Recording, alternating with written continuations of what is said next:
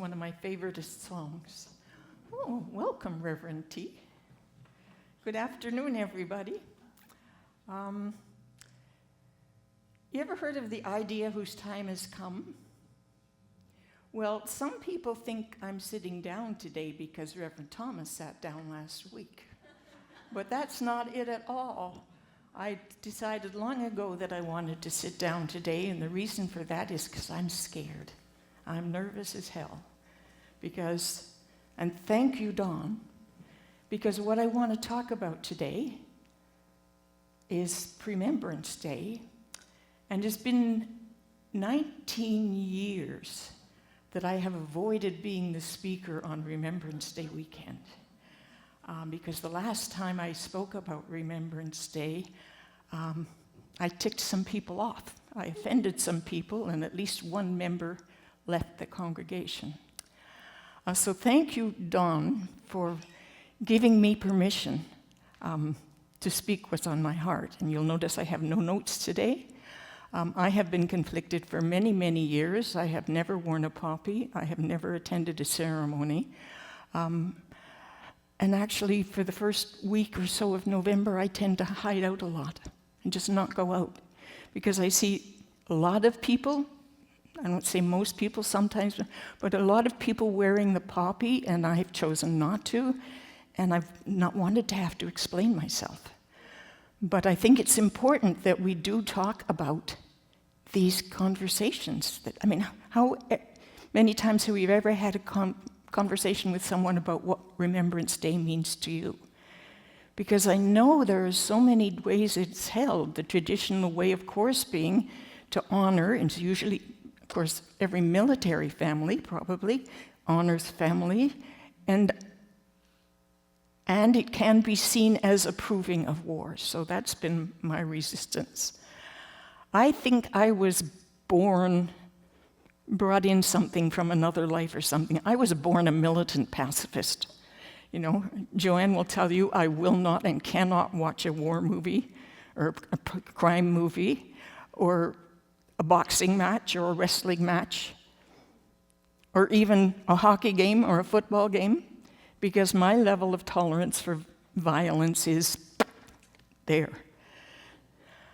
But, and I want to be really, really clear, it's not my intention to negate anything or argue with anything, just to open up the conversation so we all feel free to talk about where we are with it from our hearts. My very first, I was born in during the war, of course. I had experienced rationing, for sure. I remember that. I remember that my mother's brother had died on the beaches of Normandy. I'd heard that. I knew that family members had been incarcerated as conscientious objectors and had spent several years in jail. But that's kind of all I knew about the war. That hadn't really affected me, other than we used to have to collect apple baskets and iron metal coat hangers. Anybody else remember that? Because, I don't know, they were recycling them to make bullets or something. But we'd take them all to the school. So my first experience of Remembrance Day was on November 11th, 1952, because it was a weekday. We did not have holidays in those days. It was in the basement assembly area of Bella Avenue School. And the teachers told us a lot about Remembrance Day. It's the first time it had been explained to me. And I came to realize that some of my classmates had lost their daddies and their brothers. And that really brought it home to me, you know, how bad this war thing was. And the teachers told us that we were going to stand in silence for 2 minutes on November 11th every year to remember those who had died in the war. And the reason we were going to do that was so that they hadn't died in vain, and we would never have to do it again. And I took that as a promise. And so that's why every time I see a military uniform, I just get this uneasy feeling. I was rehearsing a play one day down on Fifth Avenue in the Army and Navy Hall. And one Saturday morning, we heard a bit of a ruckus outside, and we looked out in the parking lot. On the parade square, there were about 20 5- and 6-year-old guns being paraded up and down with wooden rifles over their shoulders. It broke my heart. You know, I'd read in the National Geographic, they showed pictures of these, rebels in Africa were training 8- and 9-year-old boys to be soldiers. And it was like being kicked in the stomach. Here in Canada, we're doing the same thing with little girls. And that's an extreme, but it's just our mindset that feels we need to be prepared and we need to protect ourselves and we need to be afraid. And absolutely granted, in the reality that we have created all together, in the reality we live in today, it's mandatory to defend ourselves and to defend our allies and all that other stuff. We have created reality that we can't do anything else because we haven't thought of a better way. So I coined the word pre-membrance because, as Don pointed out, unity teaches us that what we focus on, we tend to attract into ourselves. So when we focus on the sadness, which I understand why we want to do it, but we're keeping it in place. And one of Unity's 12 powers, as you know, is release. Let it go. How many songs do we sing about let it all go? Don't hang on to it. So I'm really conflicted in that, of course, we want to honor people, but every time we remember, we bring it back into our experience. We experience it again, in effect. So do we want to just shove it under the carpet and let it go? No, we can't quite do that either. So pre-membering, to me, that sounds like another one of Unity's 12 powers. It sounds like imagination to me. To pre-member is to remember it ahead of time, and that's imagination. And imagination, isn't that what, if anything, can ever end war and bring peace? It's our imagination. Because everything began as an idea in mind. And it's been inculcated since the beginning of history, I think. We have believed and imagined that the only way to settle differences and to get along with people is to fight them, preferably kill them, So the poppy. So this is the very first time I've worn a poppy. The history of the poppy is that they were created, there were two women. One was a college teacher in Atlanta, Georgia, and one was a widow in France. At the same time, after the First World War, they came up with this idea of the poppy, inspired, of course, by the poem, Flanders Fields, and they made homemade poppies to raise money to help these veterans who are struggling with injuries or family matters or PTSD, and we're becoming so aware now that every soldier who's ever faced conflict must suffer from PTSD. How can they not? So these women handmade these poppies and started handing them out or selling them to raise money. And the idea caught on, and it was in 1921 that contemporaneously these two women, Canada, United States, Britain, and Australia, and several European countries in 1921 started buying these poppies from these two ladies, these handmade poppies. It wasn't until 1966 that Canada, contracted to someplace else. But that's where these poppies came from. About the same time, just after the First World War, in Britain, after World War I, the idea for a white poppy arose from the concerns of the wives, mothers, sisters, and loved ones of men who had died. Increasingly aware of the likelihood of another war, they chose this symbol as a pledge to peace that war must not happen again. So the white poppy is known as the peace poppy. And I see Iris has one already. In 1934, the first campaign to distribute white poppies for peace was launched. Since then, the world has seen over 300 wars, killing more than 200 million people. So so we don't ever have to do it again? Let's work to make peace their memorial. So, I have a white poppy, handmade by a little old lady in Nanaimo. And I have a basket of white poppies that, Dawn, if I'd ask you to come and just pass them around. If you would like to have one, please take one. If you do not like the idea, please do not be offended. I am sorry if I offend anyone.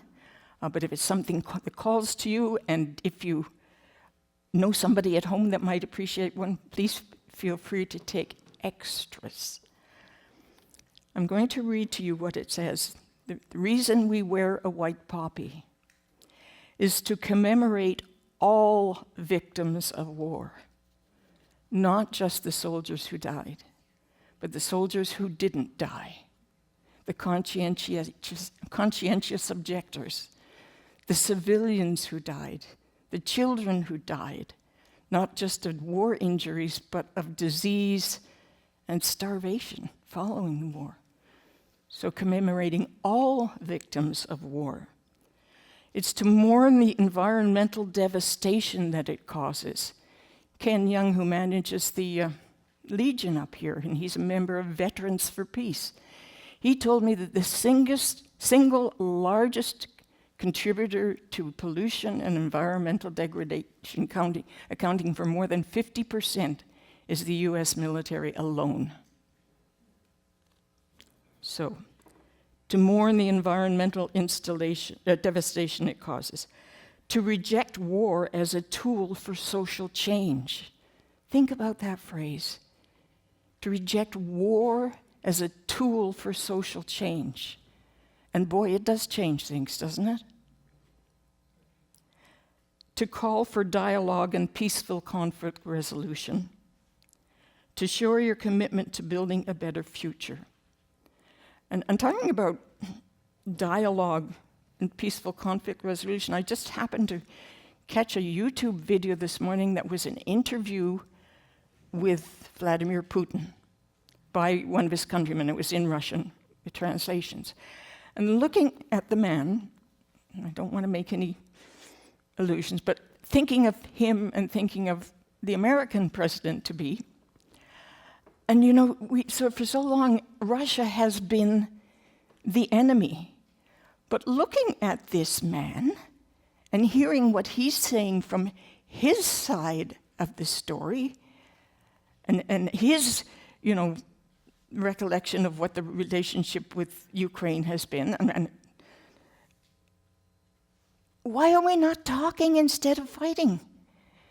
Because as long as everybody's stuck to this is our enemy, you know, it's always going to be wrong. We're just going to fight and fight and fight.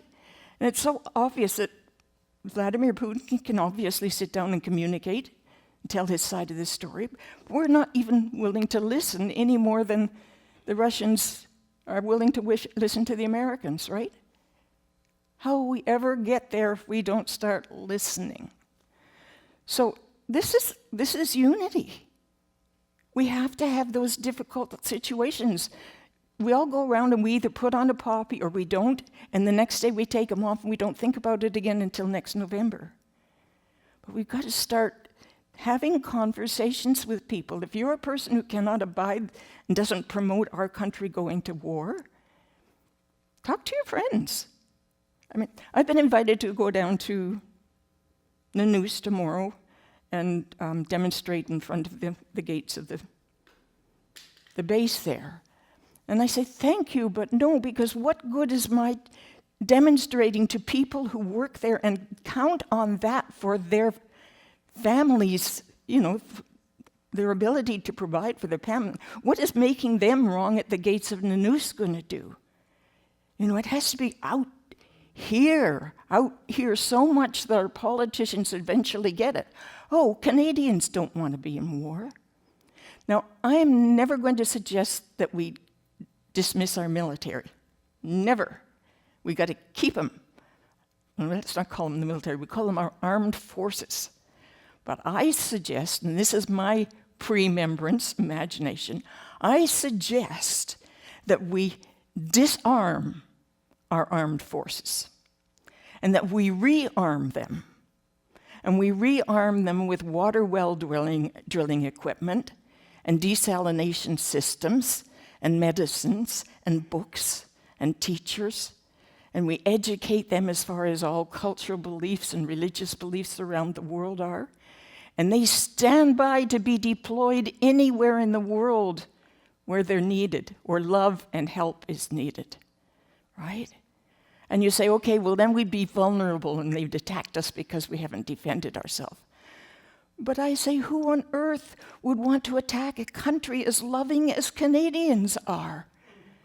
There's no threat to us. Can we go that far with our imagination? It has to start somewhere.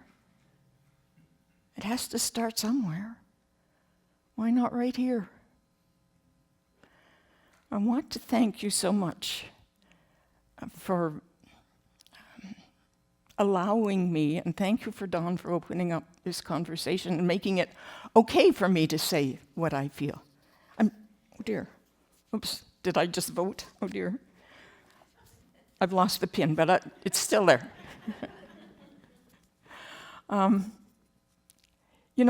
It is in our power. The world's been changing and will continue to change. Let's change the direction of the drift, shall we? Shall we?